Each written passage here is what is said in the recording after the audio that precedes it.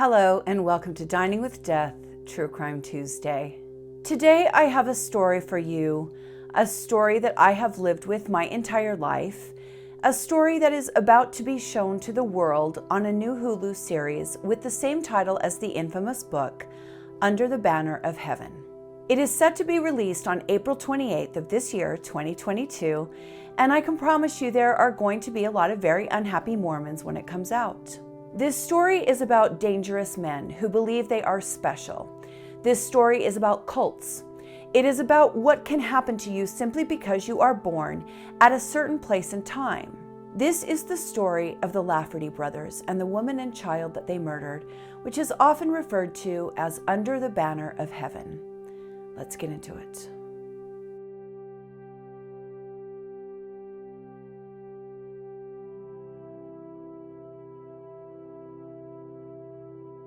If you're new to this channel and don't already know this, I am an ex-Mormon. I was born in southern Utah into the Mormon church and was raised to be devout. My family is devout. I experienced, let's call it an awakening, around 2010 when the internet had really begun to spread information that was previously difficult to find. I began to seek information, answers to questions that I had always had, that had been hidden from me my entire life.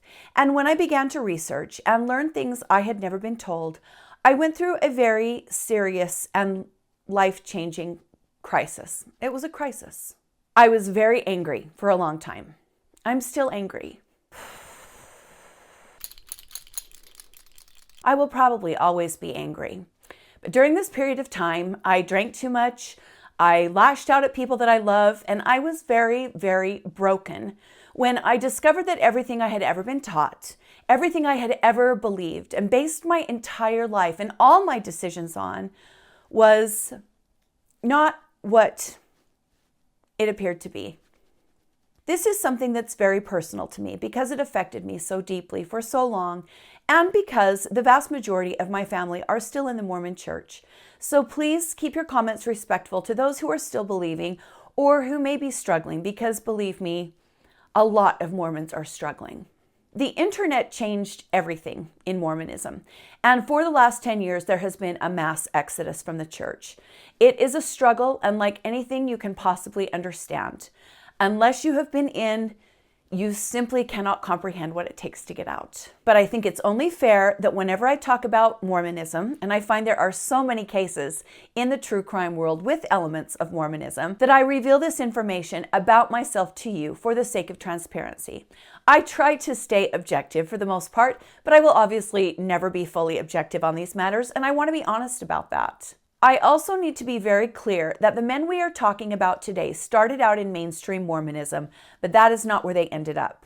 They went completely off the rails, and you're going to hear all about it. The Hulu show. Now, why are Mormons not going to like this? I have seen pre-production shots of this new drama starring Andrew Garfield and Daisy Edgar Jones, among others, and the series will apparently feature elements of the Mormon temple ceremony, which is something very valued in Mormonism. Mormons who have reached the highest level of what they call worthiness regularly go inside the Mormon temples and perform rituals. And these rituals will be featured on the Hulu series, and that is why I'm saying believing Mormons won't be happy about it. The production features not only the rituals, but the costumes, the garments that are worn in the temple, and other things that Mormons consider secret. They use the word sacred, but they are secret as well. They will not like this part of their faith being on display, and it will cause some contention because the things that happen in the temple they're strange.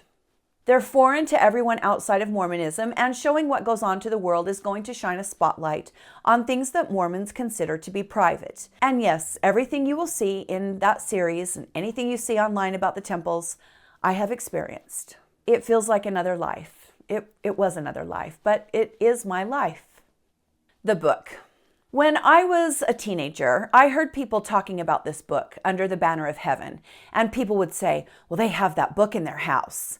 It was a bad book. That's what I was taught.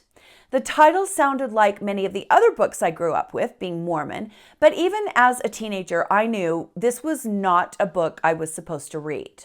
Another reason this story is so personal to me is that as an adult, I became very, very familiar with this story because at one point I was friends, more like sisters actually, with the woman whose sister is the victim in this story.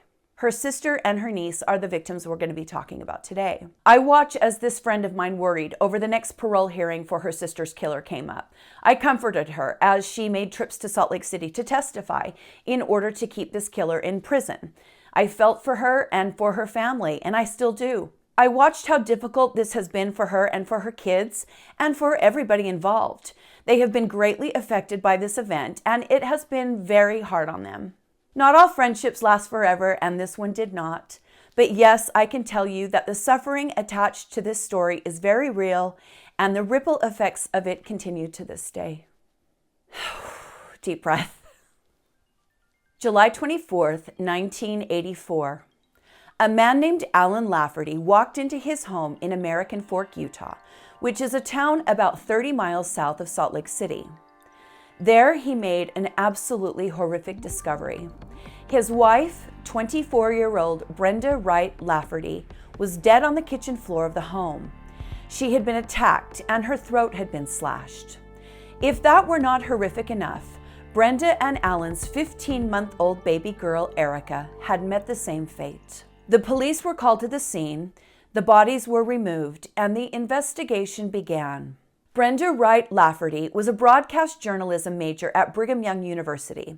She was a news anchor on the little BYU student TV channel. She was intelligent and confident, and she had a bright future ahead of her. She was married to a man named Alan Lafferty, and the two were active and believing Mormons, members of the Church of Jesus Christ of Latter-day Saints. Alan was part of the Lafferty family, and he had a disturbing past. Alan and his Lafferty siblings grew up in an atmosphere of chaos and violence. This is something we see so much in these cases where people go on to kill later in life. Not only were the Lafferty brothers abused terribly at home by their father, they were taught very extreme and crazy ideas. They were taught that modern medicine was against God's wishes. They were taught that the government was out to get them. They were constitutionalists to an insane level, and even after the Lafferty boys grew up, they maintained these strange beliefs. Their father was a chiropractor who believed that modern medicine was a tool of the devil, and the Laffertys were such a little cult that the boys became chiropractors as well. They did everything together, and they did everything the same as their father. These were not unintelligent people, but they were very, I try to keep it professional and nice here. They were nuts. They were nuts, you guys. They were nuts. Sometimes there's just no way around it. Some people are just crazy. One time, one of the Lafferty boys accidentally shot himself in the stomach with an arrow, and he was critically wounded. But this happened on a Sunday, so the boy lay agonizing for hours overnight because his parents would not seek medical treatment on the Sabbath. I mean, nuts. Their mother, Claudine, was very manipulative, and she kind of used the boys as weapons against their father. She protected them when their father was abusing them, and this made the boys admire her and respect her. Let me give you an example of just how cuckoo this family was. They had a ritual at dinner time. The mother would hold up a needle attached to a piece of string, and she would dangle it over the food on the dinner table. This is so crazy, you guys. The family would begin to pray, and Claudine would go into this trance and wave the needle with a string back and forth over the food and talk to the spirits. And the spirits would tell her which food the family was supposed to eat first. If they ate the food out of order, the spirits would poison the food.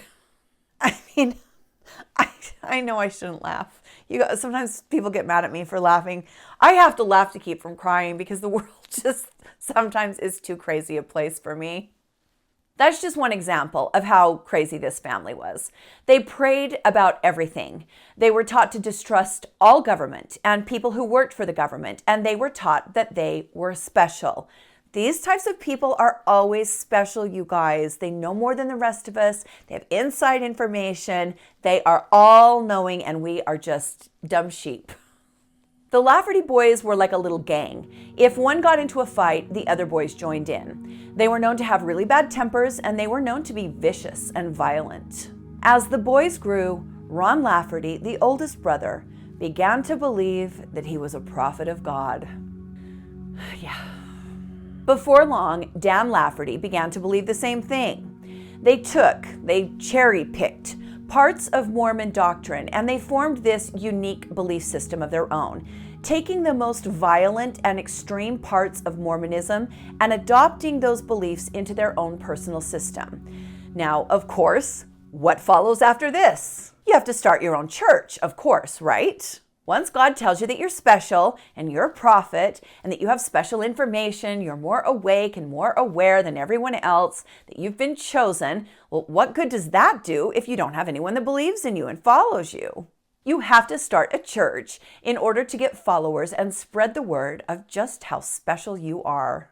Ron and Dan both grew their hair long, and they grew out their beards like prophets of old. Those are two things that Mormons don't do. Then they opened like a school, a training academy of sorts, for other men to teach those men how they too could become prophets. It comes as no surprise to any of us that they started to gain a few followers. Some people are very, very desperate to be told that they're special, or they're waiting for someone to recognize just how extraordinary they are, you know? So when someone comes along that feeds into that belief, it's not hard to get people to sign up. Ron Lafferty got married, but you know what comes next when you're a prophet, right? Step 1 is you talk to God. Step 2 is to be told that you're special by God.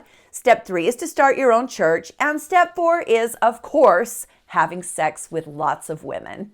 I cannot. So Ron Lafferty decides he's going to become a polygamist. Now, at this point, leaders in the local Mormon church became aware of what was going on.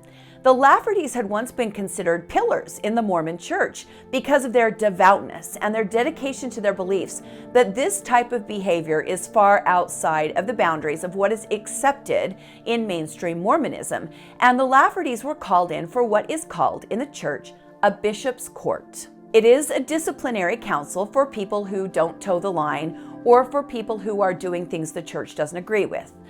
I have been put through a bishop's court for months and months. That's a story for a different day. But suffice it to say that the Lafferty boys weren't keen to having their superiority and their status as self-proclaimed prophets questioned by the mere mortals in charge of the local Mormon ward. And shockingly, Ron's wife was not a fan of Ron's desire to become a polygamist, and the tension in their home grew. Dan Lafferty, Ron's brother, had also married and started down the same path as Ron. Ron and Dan had now not only taken on their father's very extreme beliefs, they had surpassed them. This is so freaking weird, you guys. I feel weird even relaying this information. Dan Lafferty and Ron Lafferty didn't believe in baby food. So you know what they would do? Yeah, what you're thinking, it's probably that. They would chew up regular food and spit it into their baby's mouths like a goddamn bird. How pathetic and desperate do you have to be to seem so unusual and extraordinary that you're doing shit like that? Like, what? Just weirdos and nuts, and there's just, I can't be nice about it. I can't. Ron and Dan got so swallowed up by their weirdness and by the belief that they were special that they stopped paying taxes. They stopped obeying traffic laws. But get this, Ron actually ran for city council because of course he did. Isn't that just par for the course? I hate the government. It's all bad, but I also want to be the government. It's no surprise whatsoever. He's so nuts at this point in time, he announced he was going to marry his own 14-year-old daughter. I mean, these guys are just sick, gross, delusional people.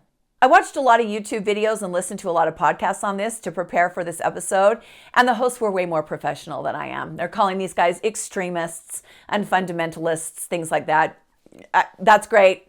I can't be that nice. They're just maniacs, dangerous, idiot lunatics.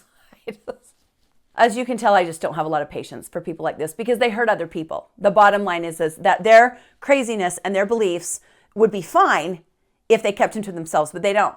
They hurt other people with them, and I don't like it. I've seen too much damage inflicted on innocent people by these types of men, and I don't have the wherewithal to suffer these fools.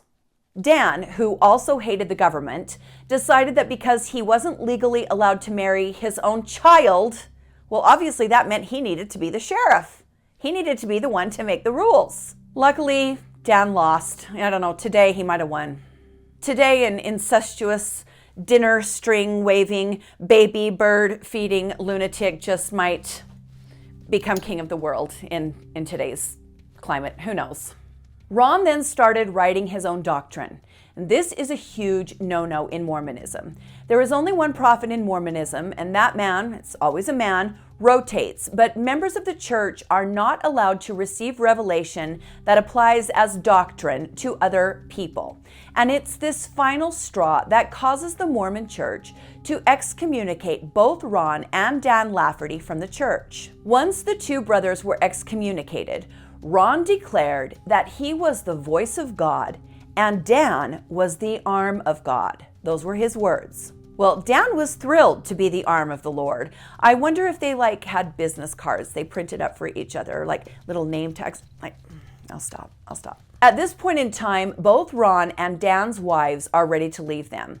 They filed for divorce. They have had enough.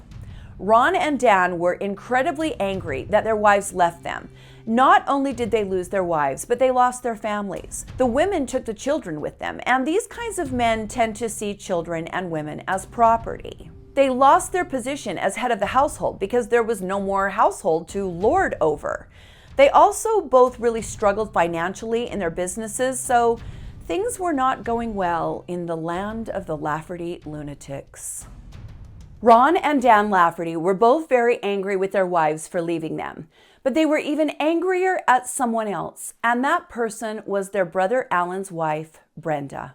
Brenda had been very instrumental in giving Ron and Dan's wives the courage and the strength to leave their terrible situations. Brenda was smart and she was strong, and she really pushed the women to get away from these two maniacs for their own good and for the good of their children, which was, of course, the right thing to do. Brenda was still actively practicing mainstream Mormonism, and she had the full support of the church behind her. So you can see how Ron and Dan were starting to feel ganged up on. Here they are, the voice and the arm of God, being persecuted by these mere mortals, these sheep, following a false prophet, and now a woman has opposed them, an actual woman. How dare she? They were very angry with Brenda Wright Lafferty. After Ron and Dan lost their wives, their preaching and their beliefs became more violent. They began to speak out against Brenda. She became kind of the symbol for everything that was against them. She wasn't their only target, but she was their main target. Brenda then told Alan, her husband, Ron and Dan's brother, "You are not to have anything to do with your brothers." And who can blame her for that? Well, this made Ron and Dan even angrier. When Ron and Dan found out that Brenda had forbidden their brother to associate with them, well, you know what time it is in the cult. Talk to God, be told you're special, start your own church, have sex with lots of women, and then comes step 5. God tells you to kill people who oppose you. We're just following the textbook of how to start a cult here. Step 5, kill people you don't like and blame it on God. Check. But before you can kill somebody in the name of God, you need what? A revelation. So, of course, right when it's needed, God serves up a revelation. God starts speaking to our buddy Ron on a regular basis, and Ron begins typing it all up. Included in Ron's revelations are instructions to keep the Lafferty brothers together. No woman was going to come between the voice and the arm of God and their brother. Unfortunately, Brenda was not aware of just how prevalent she had become in Ron and Dan's minds, and she was not aware that her life was in danger. Now, the other thing that was happening, the other 4 Lafferty brothers were listening to Ron. They grew up in this same crazy environment, and of course that's going to affect people. I'm not saying that they could help what family they were born into. They were behind the 8 ball from the very start of life. They were beginning to believe that Ron was an actual prophet, and this caused Ron to feel emboldened. This caused Ron to feel powerful, and it convinced him it was time to carry out his plan. March 1984. Ron Lafferty receives a revelation from God, and he titles this one, The Removal Revelation. He wrote this revelation down on a yellow notepad that was later found in his shirt pocket. Ron reported to his followers at what had become known as the School of Prophets that God told him it was time to take action. In this revelation, Ron writes, "Thus saith the Lord unto my servants, the prophets, it is my will and commandment that ye remove the following individuals in order that my work might go forward, for they have truly become obstacles in my path, and I will not allow my work be stopped. First, thy brother's wife Brenda and her baby, then Chloe Lowe, and then Richard Stowe. And it is my will that they be removed in rapid succession and that an example be made of them." Apparently, God speaks in run-on sentences. Just for context, two of the people mentioned in that revelation. Richard Stowe was a leader in the stake. Mormon members are divided into wards and stakes depending on where they live. Richard was the leader who oversaw the excommunication proceedings, the bishop's court that I mentioned earlier, that resulted in Ron and Dan being excommunicated from the Mormon Church. Chloe Lowe was in the Relief Society leadership. The Relief Society is the women's organization in the Mormon Church, and she had supported Diana Lafferty. She had counseled her, and she had encouraged her to follow through with her choice to divorce Ron. So she was like Brenda in the way that she was trying to help these women get out of a bad situation. Brenda, as we know, was Alan Lafferty's wife, but the child was also Alan's. What on earth did this child have to do with any of this? The fact that Ron included the baby in this just shows how truly evil and how sick he really was. Ron and Dan Lafferty then began to plan the murders of these four people. The Lafferty brothers began selling off their personal possessions. I found a really interesting clip of Dan Lafferty. He's actually speaking at a law enforcement conference later on after all of this about his own thinking during this time period. The audio was not great on this clip, but he basically says that he doesn't understand why God asked him to do what he did, and that he prepared for the murders by selling off most of his weapons, and they needed the cash, and that their mindset was that this was the Lord's work. Now, 4 of the Lafferty brothers decided they were out. Ron showed his brothers a pearl-handled knife, and he said it was the instrument of God that he would use. One of the Lafferty brothers asked Ron why they couldn't just shoot Brenda. Now, we don't have time to get into all of this, but there is a doctrine in the Book of Mormon called blood atonement. We discussed this a little bit on my episode called the LeBaron Cult Murders. This doctrine is a controversial doctrine within Mormonism, but it states that the act of killing someone wicked saves their soul if their blood is spilled and flows onto the ground. Anyway, But this is the doctrine that Ron was using as his foundation, his excuse for the belief that Brenda needed to be killed in this gruesome fashion. So now we are back to the date we started on, July 24th, 1984. The Lafferty brothers, along with 2 followers, load up in this green station wagon belonging to Ron. They strapped a cooler full of food and supplies to the luggage rack on the car, and then they stopped to pick up some guns from one of the Lafferty brothers. This brother, who had said he was out, asked Ron what they were going hunting for, and Ron replied, "Any motherfucking thing that gets in my way." Now, Ron, that's not very live, laugh, love of you. Such language coming from the voice of God. The brothers, with 2 of their little cronies, 2 followers that they had talked into joining them, went to Claudine's house. Remember, Claudine was their mother. Ron had one of the men saw off the barrel of a shotgun, and he told them that it would be good for killing cops. So they were expecting trouble. Now, I need to mention that this day, July 24th, is a holiday in Utah. It's the state holiday celebrating the date that Utah got its statehood and became a part of the United States in 1847. There are parades and fireworks, and most businesses are closed on this day. However, Alan Lafferty, Brenda's husband, was working north of Salt Lake on this day. He wasn't home. Now, depending on who you ask, there's a lot of discussion on this point. Some people believe that Alan Lafferty was abiding by Brenda's wishes, that he have no further contact with his brothers. But others will tell you that Alan wasn't home because he knew what was going to happen. I don't know the truth. Dan Lafferty has always claimed that Alan did not know what his brothers were going to do. But Dan has also said that Alan knew 4 people had been marked for murder. So this is a pretty murky point of contention on this issue. There are some strange facts surrounding what Alan knew. For one, he woke Brenda up at 2:30 in the morning for sex, and then immediately after he left the house, and he drove 70 miles to work, which is not something he would normally do. At 1:30 in the afternoon, he called Brenda and asked her what she was wearing. So some people have taken that to mean that he was relaying that information on what she would be dressed in to other people. And again, I don't know if this is true or not. He also asked to talk to the baby on the phone and said goodbye to her. So, that could be just a completely innocent, loving gesture from a father. As the green station wagon pulled into Alan and Brenda Lafferty's driveway, Ron got quiet. He took the pearl-handled knife and walked from the vehicle to the front door, and he pounded on it to be let in. Brenda did not come to the door. The men got back in the car and left, but then Ron slammed on the brakes and turned the car around, saying he was going to do this no matter what. He went back to the front door, where Brenda peered out the window through the curtains. Through the window, she told Ron, "I can't let you in." Ron then kicked down the door and attacked Brenda.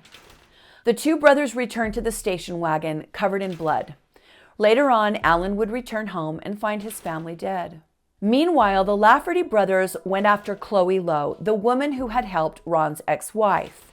Now, fortunately for her, she was not home, so the Lafferty crew destroyed her house and robbed her while she was away. They were in kind of a frenzy, yelling and whooping it up in the car, and they didn't realize that they had driven right past Richard Stowe's home. Richard, the man who oversaw their excommunication that they were planning to kill. By the time they realized they had driven by his house and were out of the neighborhood, Carnes said to Ron, "I guess God doesn't want Richard dead today." And Ron said, "I guess not."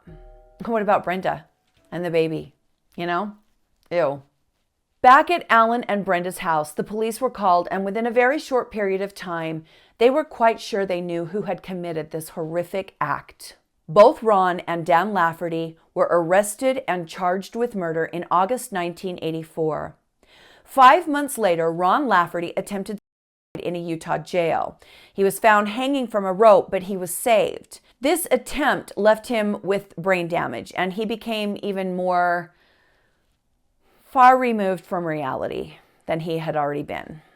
Ron Lafferty was still found sane enough to stand trial, and he was convicted of the murder of Brenda and Erica, and he was sentenced to die. We would need an hour to talk about Ron Lafferty's life in prison. This guy was just straight up batshit crazy. He became convinced that a homosexual spirit he called Moroni Lucifer Hitler was following around trying to have sex with him. I cannot. He even started walking around with a handmade sign attached to the back of his prison pants that said "exit only." Is this real life? What? I couldn't make this stuff up if I tried, but we can do a part 2 on this if you want, and I can tell you more about Ron and Dan in prison. There is a lot there. Maybe we should revisit this story in a few months after the Hulu show airs, and we can talk about it. You guys can watch it, I can watch it, and if you're interested, let me know. Alan Lafferty, Brenda's husband, testified against his brothers in their trials.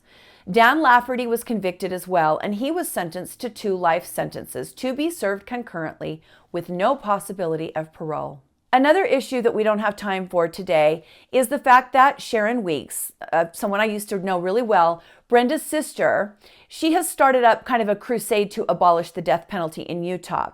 Now, this is because Ron Lafferty and the specter of what he did to her family and her life has hung over not only her, but her parents, her children, everybody. Sharon feels that the death penalty is impotent, and she has some very valid points. She feels that we should just take the death penalty off of the table entirely, that killers like Ron and Dan should just be sentenced to life, and in her words, we should never speak their names again. I completely understand why she feels that way.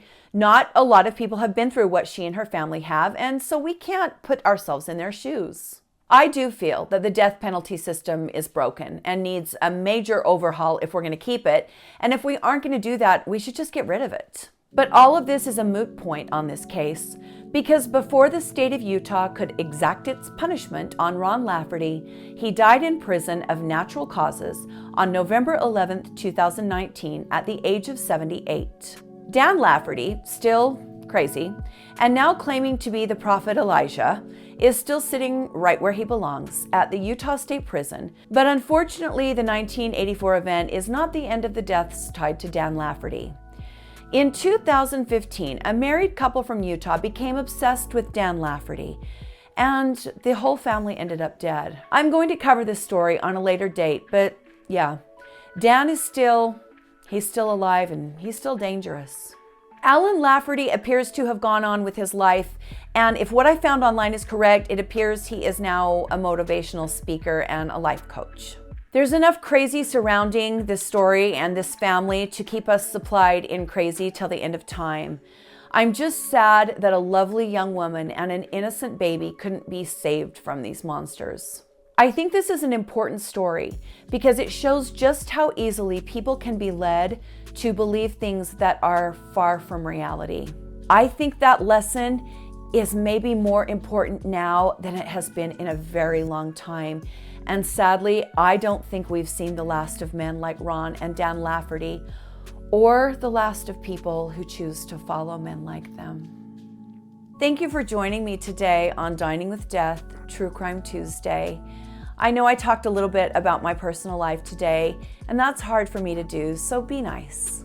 Like the video if you liked the video, and subscribe to my channel if you want to see more from me. It helps to support me. Stay safe and be kind to each other, and I'll see you next time on Dining with Death. Bye.